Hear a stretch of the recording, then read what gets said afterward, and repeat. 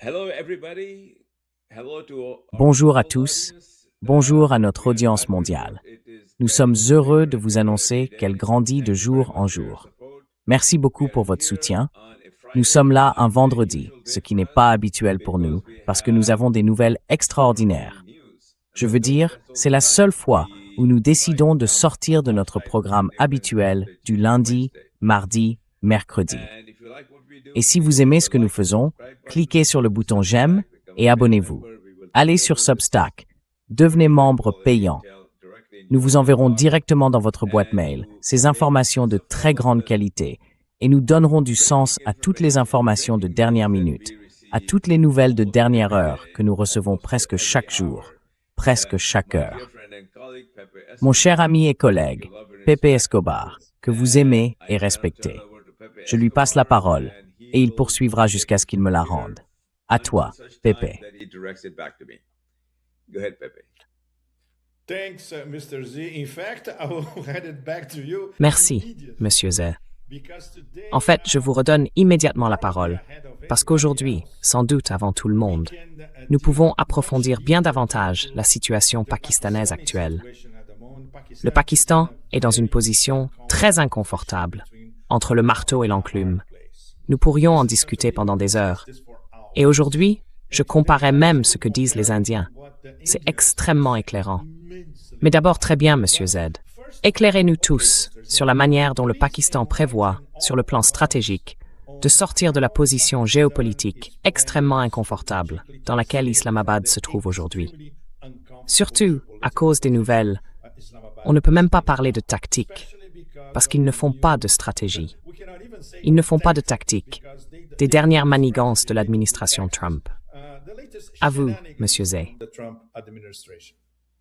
Over to you, Mr. Z. Okay, happy to provide the information D'accord. that we Je have, suis heureux de vous fournir les informations dont nous disposons à jour il y a une heure, après avoir parlé à des personnes qui prennent les décisions au Pakistan. Tout le monde sait qui sont ces personnes. En tête de liste, le général Asim Munir.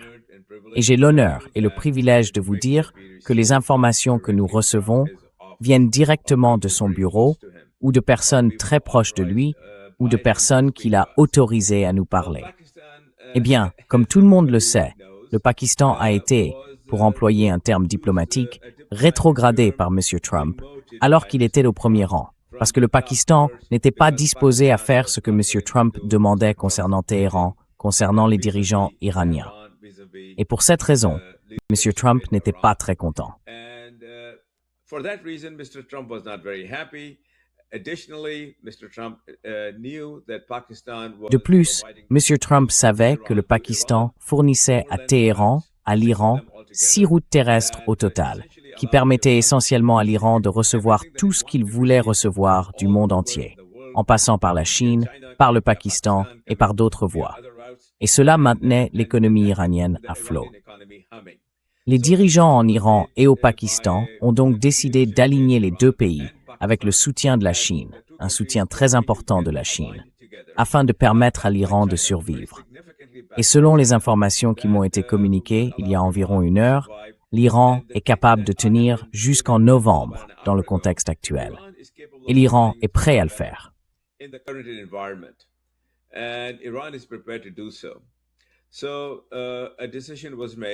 Une décision a donc été prise par les dirigeants au Pakistan, en Iran et en Chine. C'est particulièrement important parce que la Chine est la puissance derrière toutes ces décisions. Et nous l'avons dit plusieurs fois sur cette chaîne. Le Pakistan n'était donc pas disposé à faire ce que M. Trump voulait qu'il fasse, à savoir fermer ses routes de transit. En réalité, il a fait exactement l'inverse. Nous avons rapporté sur cette chaîne que des délégations iraniennes de très haut niveau sont venues, menées par plusieurs hauts responsables, dont le ministre du Commerce, Araghchi, le ministre des Affaires étrangères, ainsi que Ghalibaf, la troisième personnalité la plus importante en Iran. Ils ont rencontré tous les dirigeants au Pakistan, civils comme militaires. Et je peux vous l'affirmer avec une certitude absolue, le Pakistan ne cédera pas d'un pouce, ne reculera pas d'un pouce.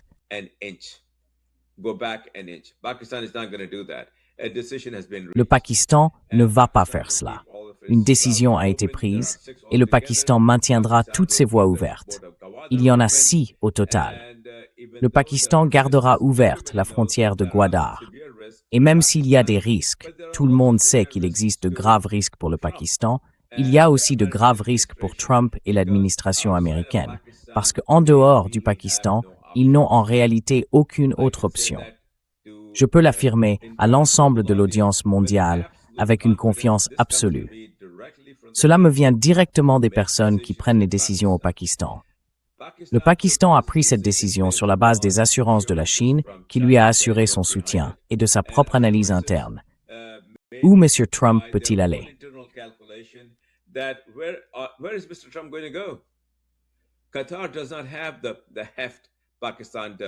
Le Qatar n'a pas le poids du Pakistan et l'Iran ne veut pas parler de ces questions avec le Qatar. En fait, l'Iran a dit à Trump, clairement et directement, lorsque le Qatar et Oman l'ont approché, de revenir en arrière. Nous voulons parler au Pakistan et nous voulons revenir au protocole d'accord d'Islamabad. C'est un point de départ. Donc la nouvelle que je voudrais transmettre à tout le monde, c'est que le Pakistan ne recule pas. Le Pakistan ne considère pas vraiment les menaces de M. Besant comme étant de nature à le faire changer de direction stratégique. L'Iran est, d'après les informations dont je dispose, capable de survivre aux pressions maximales jusqu'en novembre. C'est leur calcul interne. Et les États-Unis et le monde occidental n'en sont pas capables. Voilà donc un résumé de la situation. Pepe, à vous.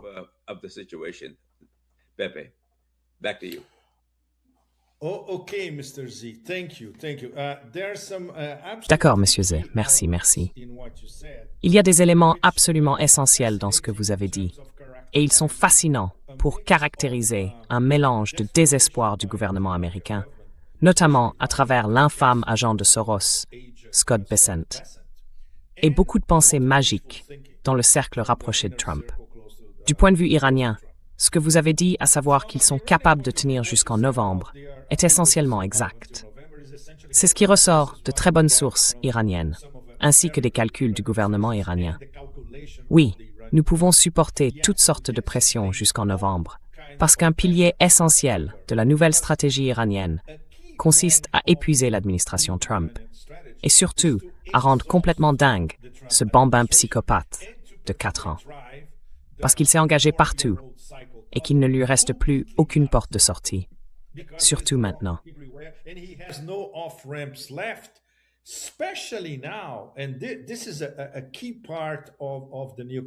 Et c'est un élément clé de la nouvelle configuration. Il vient de faire exploser, probablement pour de bon, le seul canal de médiation dont il disposait depuis plus de 2 mois pour parler à l'Iran. Donc, pour le dire très diplomatiquement, le fait que le Pakistan ait été relégué de sa position, c'était le résultat d'un calcul minutieux, avec beaucoup de travail en amont. Et nous en avons parlé au cours des 2 derniers mois et plus.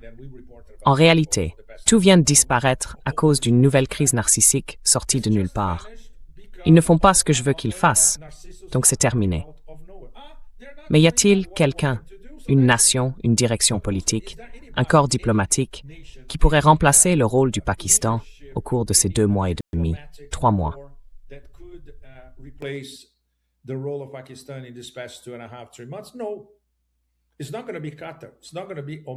Non, ce ne sera pas le Qatar, ce ne sera pas Oman, ce ne sera pas la Turquie, ni l'Égypte, ou qui que ce soit d'autre, vous voyez.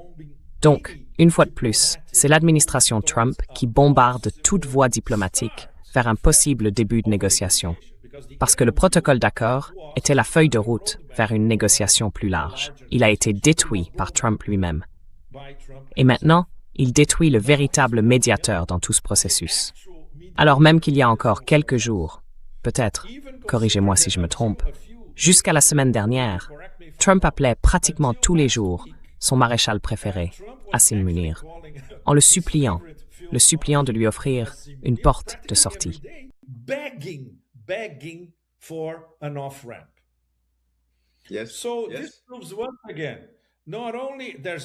Cela prouve donc, une fois de plus, qu'il n'y a pas de stratégie globale.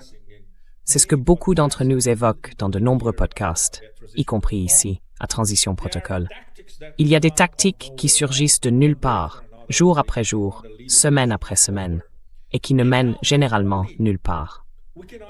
Et maintenant, le seul recours désespéré qui reste aux États-Unis, on ne peut même pas appeler ça un plan, en dehors de l'horreur absolue, également discutée à la Maison-Blanche et au Conseil de sécurité nationale, c'est la voie nucléaire tactique, qui est en train de...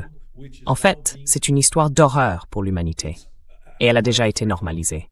Humanity, in fact. It's being normalized already. So these people who actually normalize the genocide. Donc ces gens qui ont bel et bien normalisé le génocide sont en train de normaliser l'usage d'armes nucléaires tactiques.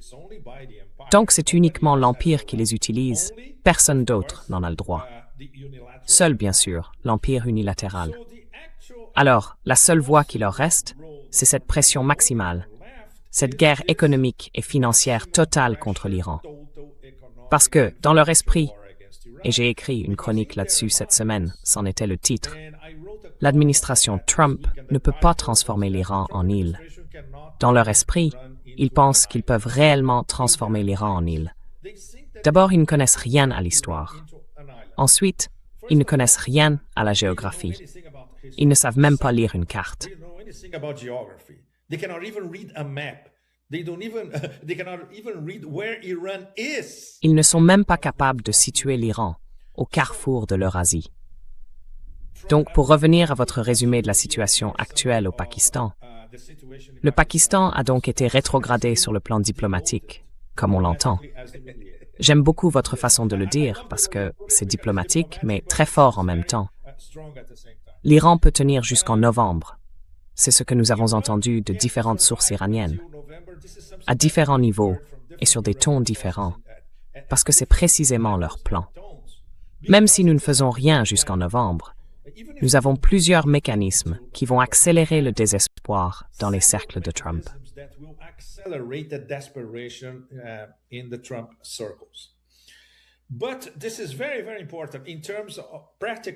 Mais, concrètement, c'est très important pour les corridors terrestres.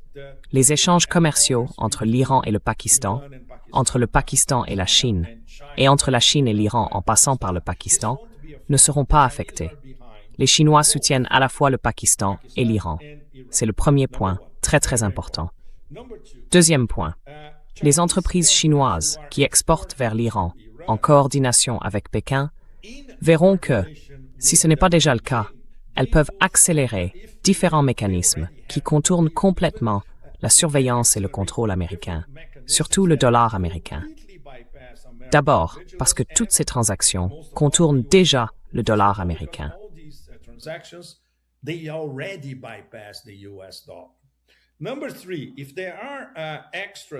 Troisièmement, s'il y a des sanctions supplémentaires ou des sanctions secondaires visant des entreprises chinoises, une fois de plus, la directive de Pékin, c'est « ignorez-les ».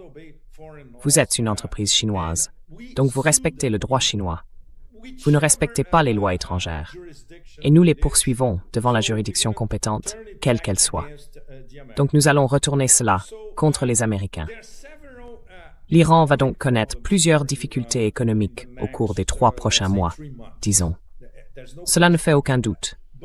Mais ils ont la liaison Russie-Iran, disons, express. On peut l'appeler l'express de la Caspienne entre la Russie et l'Iran. Les Américains n'ont aucun moyen d'interférer avec le commerce et les échanges, à moins de continuer à envoyer des drones de l'OTAN au-dessus de navires russes ou iraniens dans la mer Caspienne.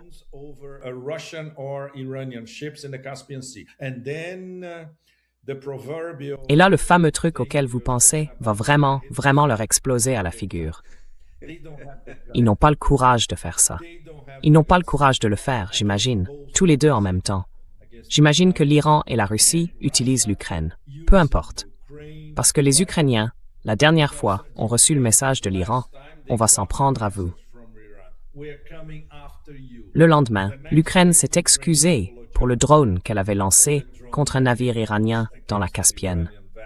Donc, l'Iran a la Caspienne. L'Iran a la ligne ferroviaire Chine-Iran qui passe par le Turkménistan et l'Asie centrale. Qu'est-ce que les Américains vont faire? Bombarder encore la voie ferrée? Ils bombarderaient la Chine.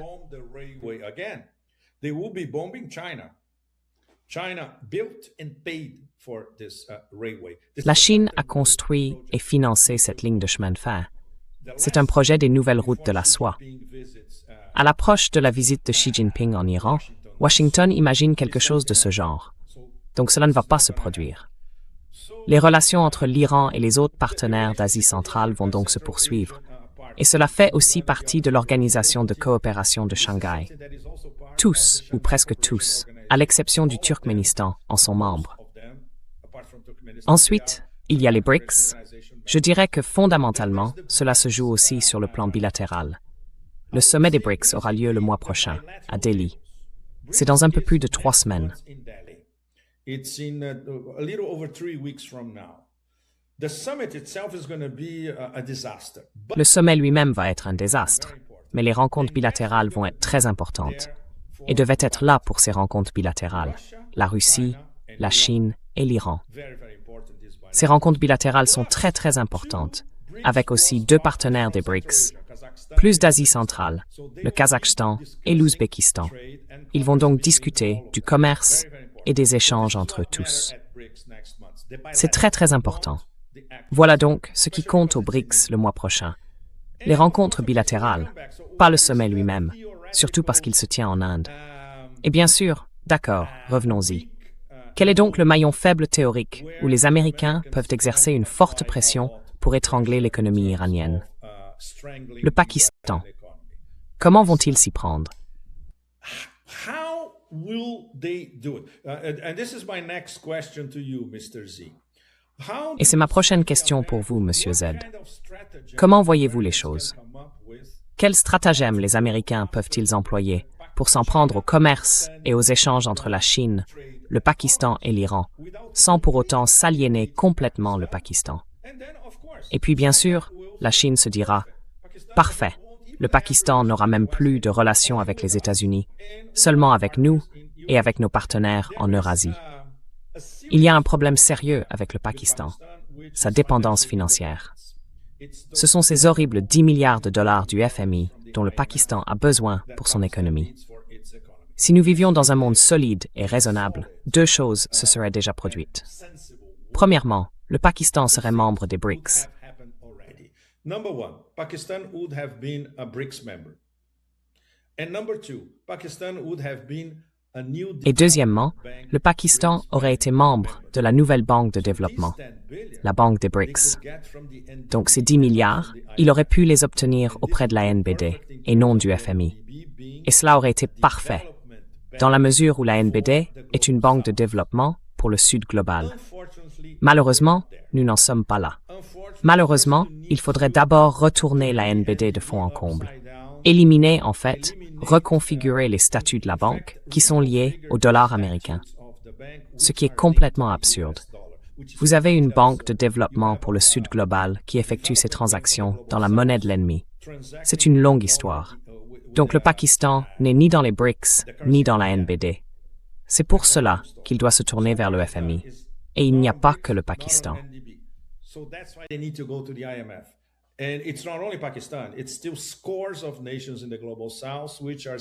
Il y a toujours des dizaines de nations du Sud global qui restent prisonnières du système de Bretton Woods et qui attendent que les BRICS finissent enfin par se mettre d'accord afin de trouver un moyen d'amener toutes ces nations dans la sphère des BRICS et des BRICS+.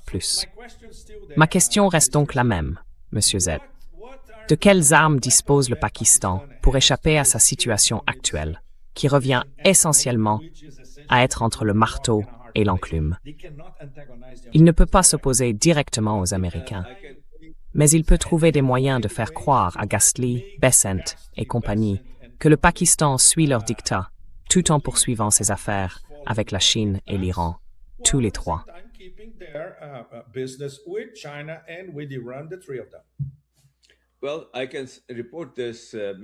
Eh bien, je peux peut-être révéler cela pour la première fois à une audience mondiale, car je ne crois pas que cela ait été rapporté jusqu'ici.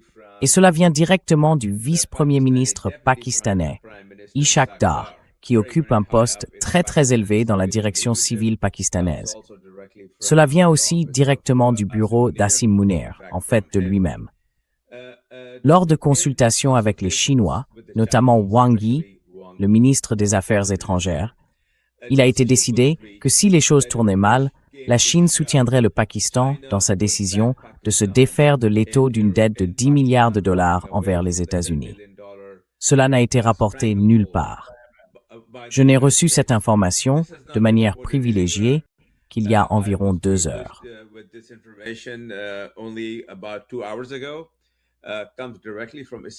Cela vient directement d'Ishaq Dar, qui a été ministre des Finances avant de devenir vice-premier ministre et qui a effectivement rencontré Wang Yi en personne dans le cadre de ces discussions. Ils étaient donc dos au mur. Et ils ont décidé que s'il fallait trancher, ils suivraient la Chine, ils feraient ce que la Chine veut. La Chine veut que le Pakistan tienne bon. Le Pakistan veut que la Chine étende ses corridors terrestres et le port de Gwadar jusqu'à l'Iran. Et je peux vous le dire avec une certitude absolue, autant de certitude que je peux en avoir dans cette conversation. Si les choses devaient vraiment se jouer, le Pakistan dirait aux États-Unis « Allez vous faire voir » et ferait ce que la Chine veut qu'il fasse, c'est-à-dire continuer de soutenir l'Iran de la manière dont il le fait déjà.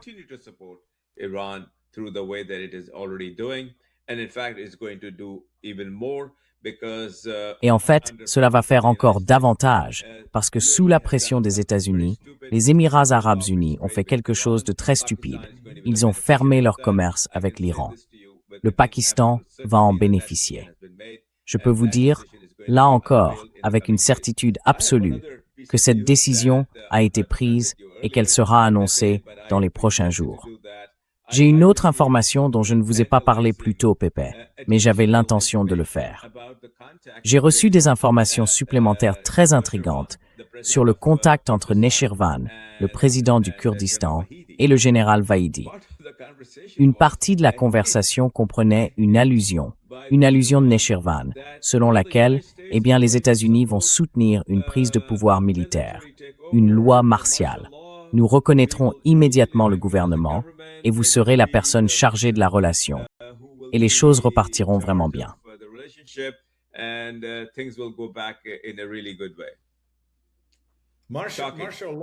La loi martiale. Où ça? Pardon, la loi martiale. Où ça? Si le général Vahidi devait accepter cette ouverture, s'il décidait d'être un cheval de Troie, il serait le nouveau dirigeant.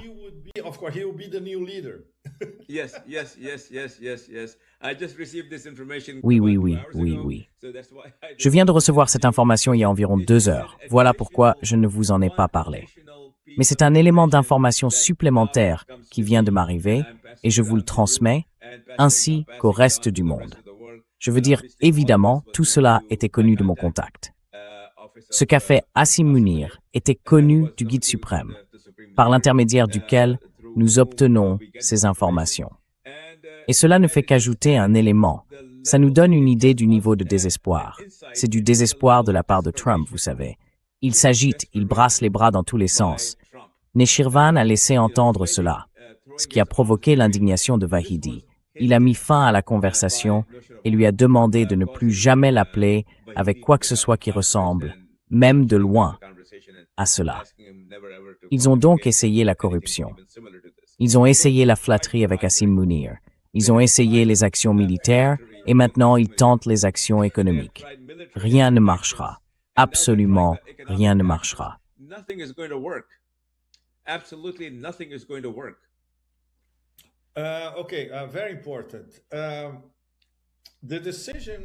D'accord, c'est très important. La décision des Émirats arabes unis de couper, en théorie, tous les liens commerciaux, d'affaires et financiers avec l'Iran est pratiquement impossible. Car même s'ils le font officiellement, de manière officieuse, au marché noir, cela continuera comme si de rien n'était. Les liens entre les dirigeants iraniens, les particuliers iraniens, les entreprises iraniennes, les membres de la diaspora iranienne, les hommes d'affaires iraniens et les Émirats arabes unis, dans les deux sens. Waouh! Tous les chiffres sont possibles. J'entends des chiffres depuis le début des années 2000. J'ai entendu toutes sortes de montants, de quelques dizaines de milliards de dollars à de très nombreuses dizaines de milliards, voire des centaines de milliards de dollars. Even hundreds of billions of dollars. And Iranian investment in the UAE. Et les investissements iraniens aux Émirats arabes unis, dans différents secteurs, ils ne peuvent pas les annuler. Donc les Émirats jouent peut-être un double jeu. Enfin non. En réalité, ils cherchent à apaiser les Américains, ce qu'ils sont obligés de faire. Et en même temps, les affaires continuent comme d'habitude entre beaucoup de gens aux Émirats, partout, surtout entre Dubaï et Téhéran. Rien ne va changer. Mais concernant le volume d'affaires que les Émirats pourraient perdre vis-à-vis de l'Iran, vous venez de dire que ces entreprises pourraient se transférer au Pakistan. C'est bien ça? Oui. Oui. Elles pourraient migrer vers le Pakistan. Je peux l'affirmer avec certitude. Allez-y, je vous en prie. I can say this with certainty. Go ahead, please. I can say this with absolute certainty because I heard Je peux l'affirmer avec une certitude absolue, parce que je l'ai appris de personnes qui m'ont fourni des informations toujours confirmées dans les jours qui ont suivi. Des dispositions sont déjà en place pour que cela se produise. Une grande partie de ce commerce va transiter par le Pakistan. Le Pakistan a pris sa décision. Il va soutenir la Chine. Il va soutenir l'Iran. Et si ça énerve M. Trump, le Pakistan s'en moque un peu. Pakistan doesn't really care. Okay, just to put it on a much bigger. D'accord. Pour replacer cela dans un cadre beaucoup plus large, celui de l'échiquier eurasiatique. Du point de vue chinois, cet alignement entre Pékin, Islamabad et Téhéran est sacro-saint, si l'on peut employer une expression chrétienne occidentale. Absolument. Absolutely. C'est intouchable. On ne peut absolument pas y toucher. Quoi qu'il arrive, cela va continuer, parce que ce sont deux partenaires stratégiques de la Chine. La Chine se soucie donc autant du Pakistan que de l'Iran, parce qu'ils font partie de la nouvelle route de la soie, l'initiative, la ceinture et la route. Dans le cas de l'Iran, il y a le pacte de 25 ans sur les infrastructures énergétiques, d'un montant de 400 milliards de dollars. Il y a des investissements chinois partout en Iran, autant que les investissements chinois au Pakistan. Il y a aussi le rôle de Gwadar, qui est désormais très important, non seulement pour le Pakistan et l'Iran, mais aussi pour la Chine. Gwadar est un nœud clé du corridor économique Chine-Pakistan. Nous savons donc tous que désormais cela sera encore plus consolidé qu'auparavant. Et les Chinois, les Pakistanais et les Iraniens peuvent trouver des mécanismes supplémentaires pour le rendre infaillible face à une intervention américaine.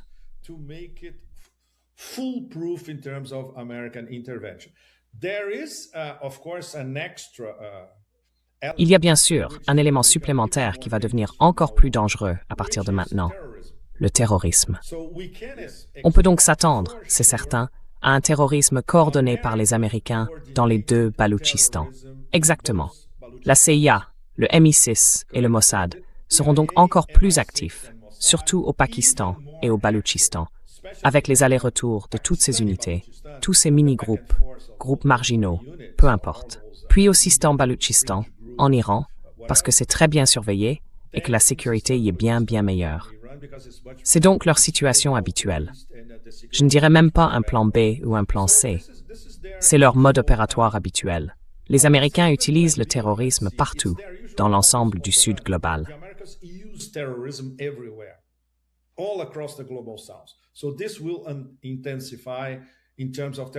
Cela va donc s'intensifier avec le terrorisme qui cherche à déstabiliser le Baloutchistan pakistanais. Mais c'est tout. À part cela, ils ne peuvent pas intervenir dans le fonctionnement du mécanisme commercial entre ces trois acteurs eurasiens. Donc une fois de plus, c'est un nouveau chapitre, encore plus radicalisé, de la guerre des États-Unis contre l'Eurasie et l'intégration eurasiatique.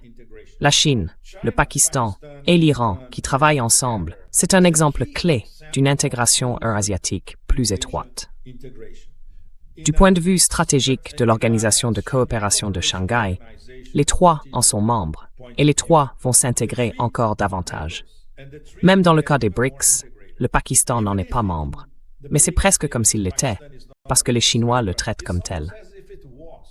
because it's treated as such by the Chinese.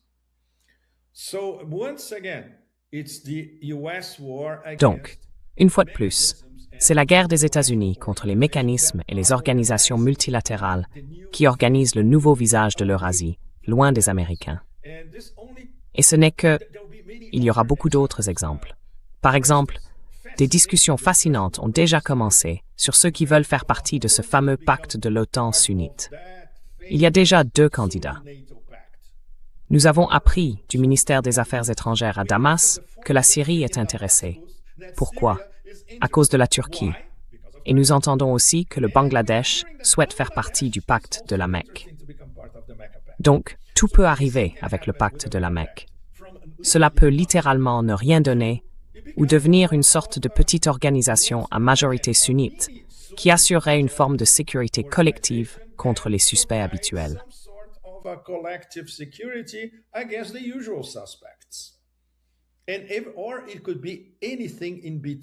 Ou bien cela pourrait aussi être n'importe quoi entre les deux. La façon dont l'échiquier évolue, littéralement de jour en jour, est vertigineuse. Et chaque nouvel élément dont nous disposons complique encore davantage le tableau d'ensemble. La seule chose qui semble constante, en réalité, c'est le degré d'égarement dans le désert, pour le dire avec retenue, de l'administration Trump sur les plans tactiques, stratégiques, militaires, économiques et financiers.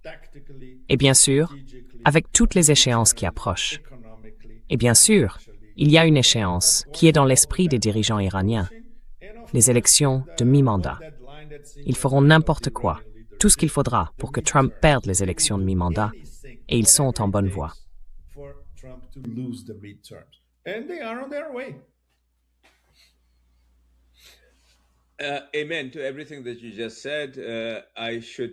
Amen à tout ce que vous venez de dire.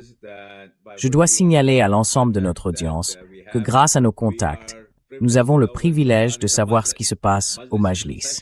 Le Majlis siège en Iran. Le Majlis, c'est le Parlement. Et ils se réunissent pendant de très très longues heures chaque jour. Et ils débattent de toutes ces questions. Et c'est remarquable, je veux dire absolument remarquable. Ils soutiennent fermement les dirigeants iraniens, fermement le guide suprême, fermement la direction des gardiens de la révolution, Mohsen Rezaei, fermement tout ce qui se passe. Donc l'Iran ne va pas se fissurer. Iran is not going to crack. Pakistan is not going to crack. We can say that Le Pakistan ne va pas céder. On peut l'affirmer avec confiance. On peut l'affirmer avec une certitude absolue.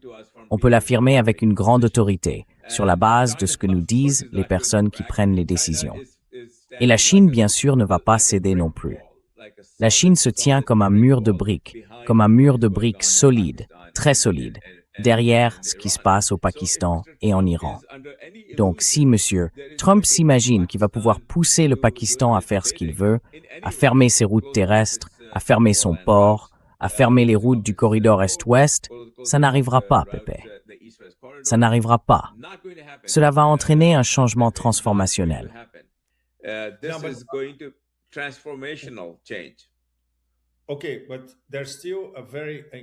D'accord, mais il reste une question très importante sur le plan pratique. Selon votre analyse, voyez-vous une possibilité que ces 10 milliards de dollars dont le Pakistan a cruellement besoin et qui viendraient du FMI, si tout s'effondre, la Banque de Chine intervienne et que cela ressemble à un prêt chinois à long terme?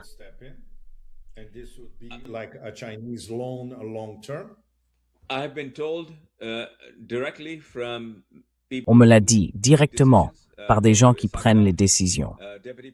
Je vous l'ai dit, Ishaq Dar, le vice-premier ministre, je cite un nom et je le fais avec autorité et permission. Le vice-premier ministre, qui a longtemps été ministre des Finances, a rencontré Wang Yi. Quand il faudra trancher, s'ils doivent faire un choix, c'est celui-là qu'ils feront. Et la Chine le soutiendra. Et c'est dans l'intérêt de la Chine, parce que l'appendice des États-Unis sera alors coupé pour toujours, à jamais. Et le Pakistan en sera très heureux.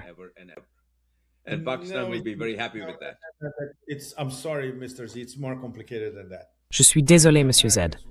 C'est plus compliqué que ça. Et les Américains ne laisseront pas tomber. Donc ça va être très difficile pour le Pakistan. Mais bon, Je préfère, on devrait traiter cette question si elle se présente. Mais si ça arrive, ce sera extrêmement difficile pour le Pakistan, parce que vous aurez alors le reste de l'Empire contre vous. Et c'est ce que personne ne souhaite.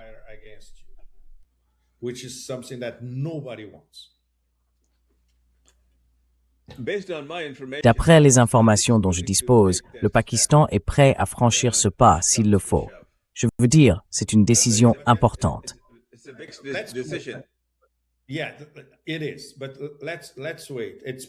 Oui, c'est le cas. Mais attendons, surtout maintenant que nous avons affaire à un empire acculé, prêt à tout lâcher partout. Nous ne devons jamais oublier, aucun d'entre nous, qu'il s'agit d'un système mafieux en train de discuter de la banalisation de l'usage des armes nucléaires tactiques. C'est la question globale la plus importante, où que l'on soit. Le niveau de désespoir a donc atteint ce seuil nucléaire particulier. C'est pourquoi tout est possible. Et c'est pourquoi les décisions impliquant les principaux acteurs en Eurasie, avec ou sans le soutien de la Chine et de la Russie, cela inclut aussi la manière dont la Russie considère les États-Unis. Cela a complètement changé ces dernières semaines, en très peu de semaines.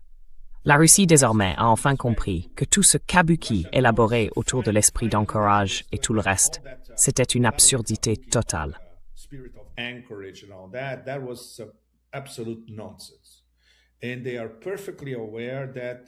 Et ils savent parfaitement que la stratégie américaine consiste à faire durer cette guerre contre la Russie indéfiniment. C'est la même chose du côté des dirigeants russes. Ils le savent. Et ils savent que la seule manière de riposter, c'est de passer à l'offensive. C'est quelque chose qu'ils étudient avec beaucoup de soin.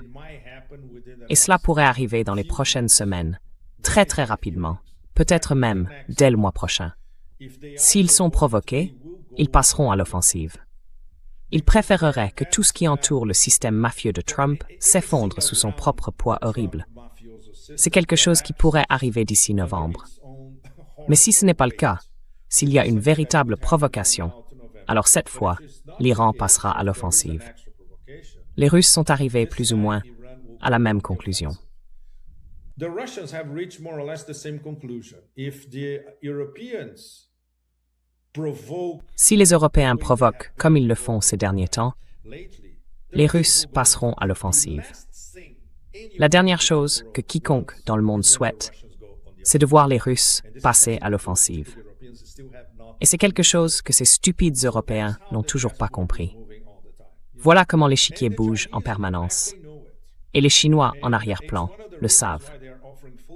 C'est l'une des raisons pour lesquelles ils offrent un soutien total à l'Iran comme au Pakistan. Parce qu'ils savent que surtout maintenant qu'ils sont acculés, ils sont capables de tout déclencher contre n'importe qui, sans le moindre préavis, de nulle part, littéralement. Mais encore une fois, l'Iran y est prêt. Le Pakistan ferait mieux d'y être prêt. Et les Chinois, juste derrière, y sont prêts.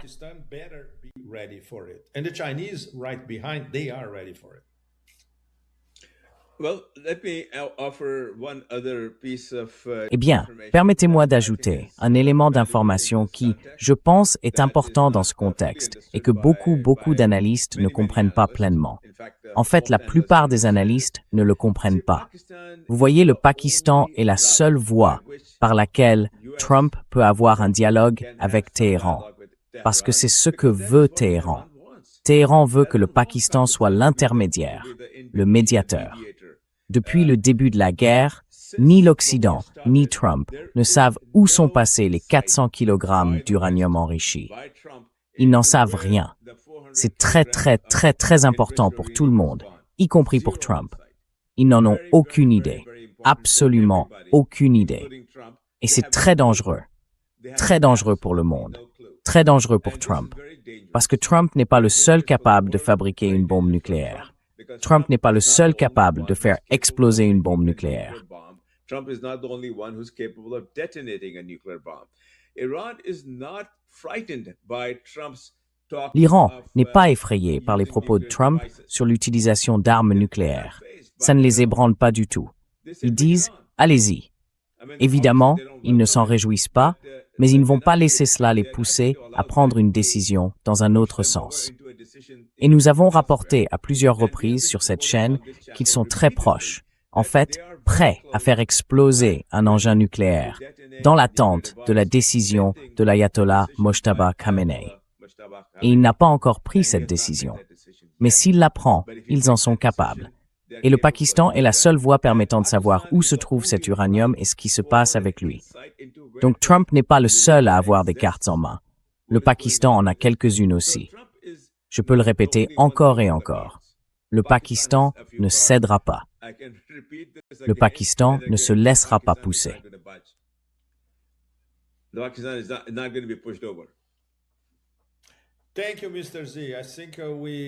Merci, Monsieur Z. Je pense qu'on peut conclure.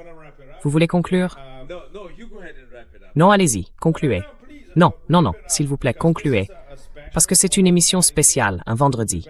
On sera de retour la semaine prochaine, lundi, mardi et mercredi. Donc d'accord, s'il y a une sorte d'éruption volcanique ce week-end, on fera probablement une autre émission spéciale.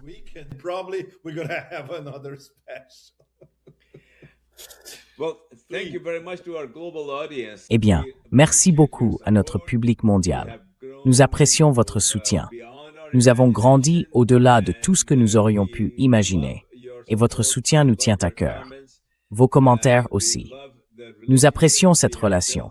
Nous avons construit cette communauté avec des personnes comme Pepe Escobar, Larry Johnson et d'autres, afin de vous apporter des informations précieuses.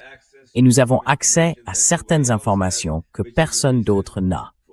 C'est la raison pour laquelle nous existons. Alors si vous aimez ce que nous faisons, cliquez sur j'aime et abonnez-vous. Devenez membre payant. Nous vous enverrons tout cela directement dans votre boîte mail et ce soutien est profondément apprécié.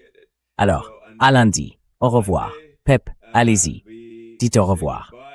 Un dernier mot. Santé à tous. Merci. Santé à tous. Et nous sommes tous sous le volcan. Très bien. Merci beaucoup vraiment. Merci.